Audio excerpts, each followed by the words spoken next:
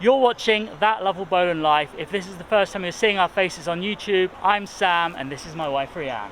Hi, and we're on episode 4 of our Heartland series, so we've come to one of Singapore's oldest heartlands, Toa Payoh. And with any Heartland series, we try and find the best things to do in that area, and we also try and find the best food, and we are starting right here. Absolutely, but before we get into it, please do give this video a big thumbs up and do hit that subscribe button. Right, let's go.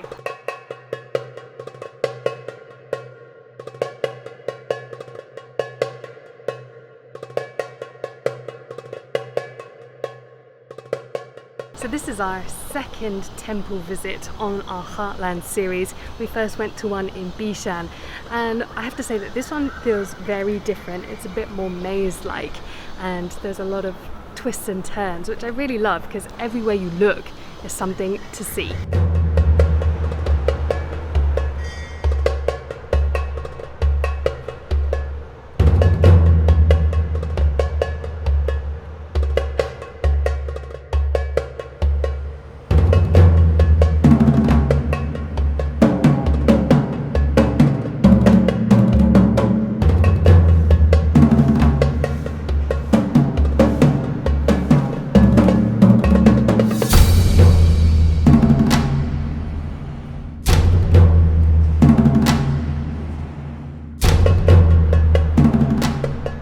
So as Singapore's oldest Buddhist monastery, you can really tell that this place has changed. It's been here for over 100 years, and they say that when it was founded, it was surrounded by swamp, it was surrounded by farmland, but right now, I'll flip you around and you can see we are right by the PIE and we are surrounded by HDB blocks. So it really shows how much Singapore has changed in the last century.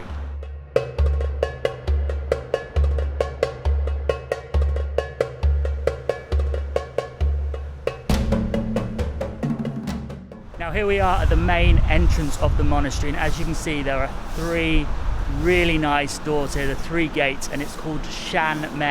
When you go through these doors, you're meant to be liberated from secular life. So here I go, one massive step there, but as you can see, these doors, these amazing ornate knockers on the front here, is just fantastic. And then you come in and it really takes your breath away once you step inside this square.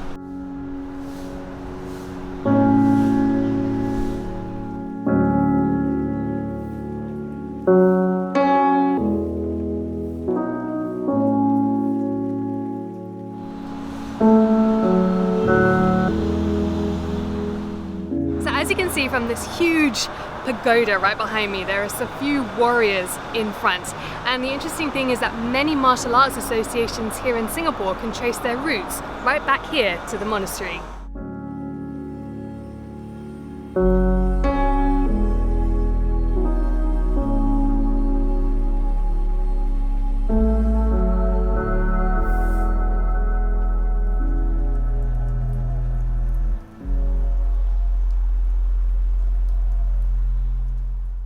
So as we mentioned, this is episode 4 of our Heartland series. We have been to Shan, we've been to Yishun, and we've been to Punggol. But one of the reasons why we first set out to do this series, first of all, we love Heartlands and we wanted to explore them.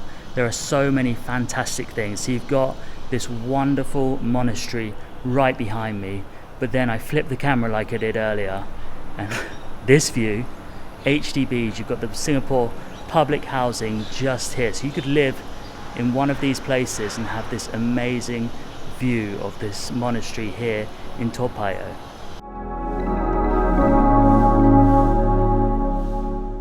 Apart from the HDB blocks around us, I wouldn't believe that we're in Singapore. It's absolutely gorgeous, the attention to detail, the colours, and I have to say that now we're further into the monastery, it's very peaceful and quiet now that we're further away from the PIE.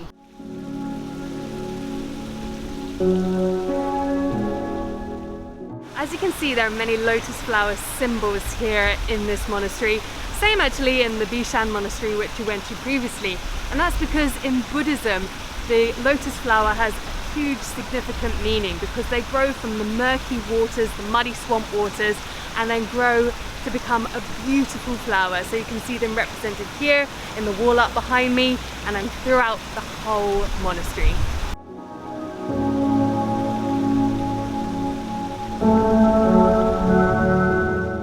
So we've just seen some women throw some coins at this thing here, and I think you have to try and hit the bell, so I'm going to have a go, see if I can get it.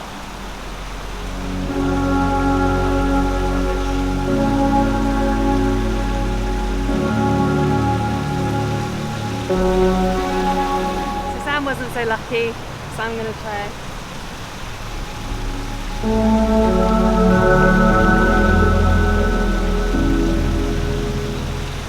No, both of us failed.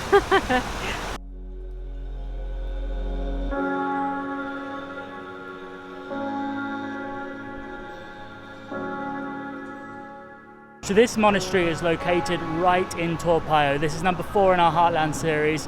If you've watched all throughout, which we suggest you do, number 1, we started in Bishan. We also started at the biggest monastery in Singapore. So how does this compare? Well, this is obviously the oldest monastery in Singapore, so there is a lot of renovation and it is a very busy, bustling monastery. I think we're right next to the PIU, we're right next to HDBs, so you know, you can hear it's all happening here. We are obviously trying to be respectful. There's a really exciting vibe going on here. Yes, but we have really enjoyed coming to this monastery. A little bit louder than the other one we went to, a little bit less serene, but nothing takes away the charm and how nice it is. What we're going to do now in any other Heartland series, we try and explore the rest of the area. So we're going to look around Toa Payoh, and then we're going to try and bring you the best food that you can get in this area. Sounds good to me. Let's go. So just walking distance from the monastery is one of Toa Payoh's most iconic landmarks. It's of course the Dragon Playground, which was built in 1979 and one of HDB's first playgrounds which they designed, and it still stands here today with children playing, and of course we couldn't visit Toa Payoh without visiting.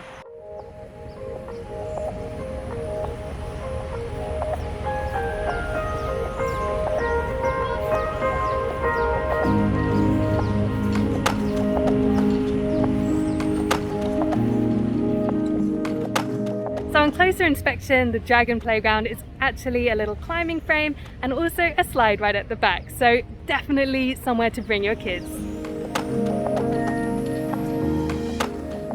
So the Toa Payoh we are showing you today, and the Toa Payoh that you would see if you come to visit Singapore in 2022, is of course very different to the Toa Payoh that you would have seen maybe 50, 40 years ago when there was vice, when there was gangland drama, when there was ritual murders here in this sleepy heartland as it is today. It is very different. Of course, we're going to try and show you the best of it today, but you cannot escape the past. One of the best things as an expat living in Singapore is learning about the past, learning about the history of such a wonderful, diverse place such as Toa Payoh.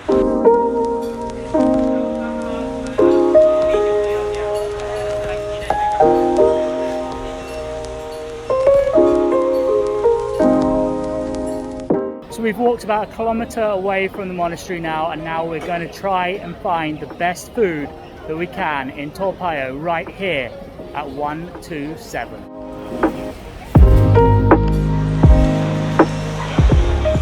So it happens quite often here in Singapore that you're at the mercy of the gods when it comes to hawker food. We came here for the carrot cake, and unfortunately Google said it was open. It said Saturdays it's open. We got to the stall and it was closed. We're doing the next best thing. Lian has jumped in the longest line that she could find, and we're going to eat food from that hawker centre.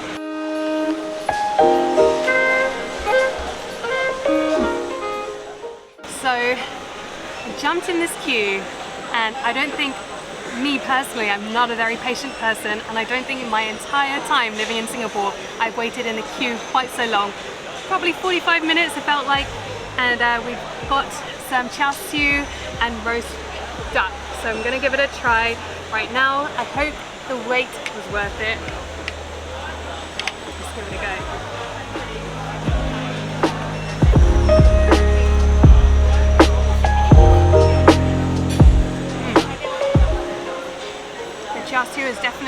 Very juicy, tender, not too sweet, which I like. Now let's try the duck. And it comes with a nice gravy with the rice as well.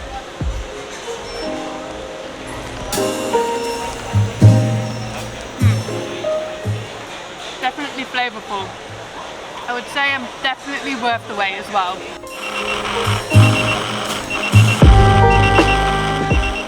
So Sam choked our table and I was waiting for, like I said, about 45 minutes. I've just finished the food, I wolfed it down, and now we can't wait for our prawn noodles.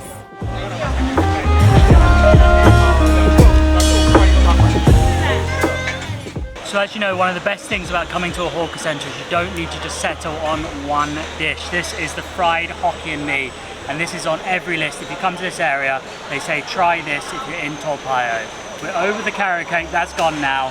This is on a lot of Michelin plates as well. So you've got your prawns, you've got your noodles, and mix it up. Oh, it smells good.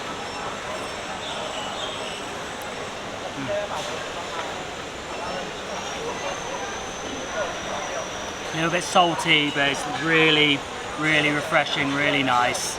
You also get, which I haven't put on it actually, the little lime, and then plenty of this amazing sambal. So we're just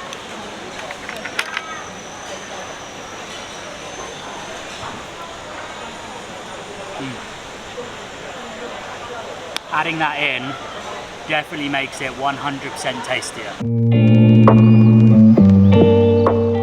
So we've just finished our Heartland series here in Toa Payoh, and I feel like we've eaten the whole of this Heartland. Yeah, we had roast char siu and duck, and then the delicious fried noodles. Mwah, chef's kiss. We really hope you've enjoyed this video. If you have, like with any of our videos, we really appreciate any likes because it really helps spread it to more people. And if you haven't subscribed yet, please consider doing so. Looking forward to seeing you on the next one.